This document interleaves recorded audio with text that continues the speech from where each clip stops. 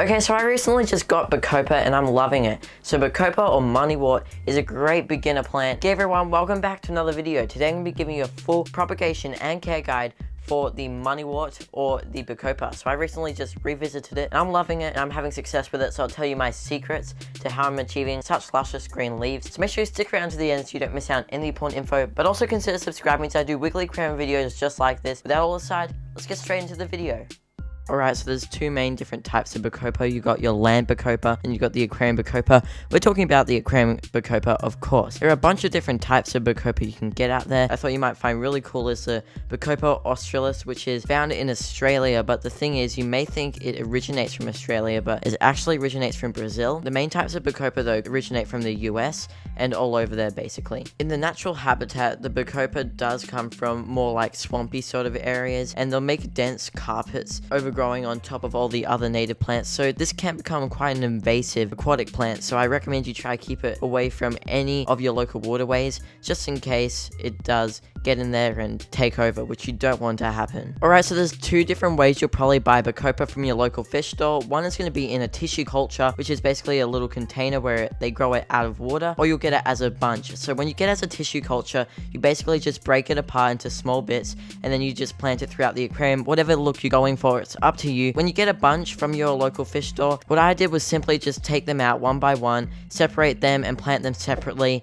and that's how I'm going for a carpet here, and I'll just keep propagating them and replanting them. But otherwise, you can always have it in a bunch. They'll do fine in just that. Bacopa does prefer softer water at a stable 6.0, but I mean, it can really go in any pH. Just as long as you're keeping it stable and it's not having big pH swings, you'll be fine with this plant and it'll thrive. Same goes with the water temperature. It's a tropical plant and it's going to like the mid-range temperature, and I recommend you keep it at around 25 degrees Celsius or 76 degrees Fahrenheit. It also prefers shallow aquariums, as you'll see.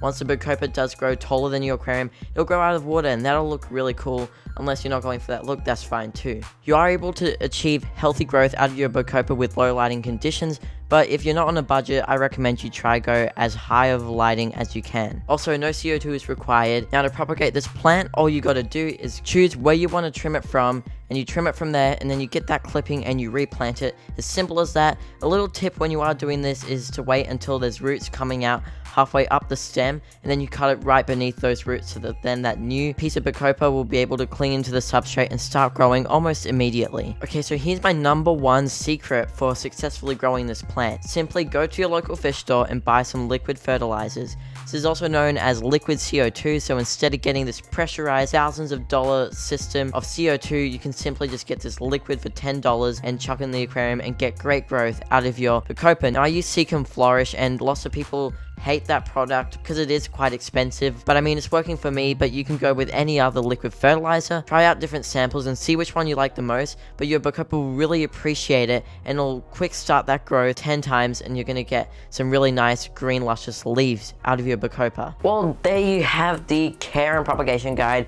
for Bacopa. I hope you enjoyed the video. Thank you so much for watching. Have a fantastic day. Let me know your thoughts in the comments down below, and I'll see you all in the next video.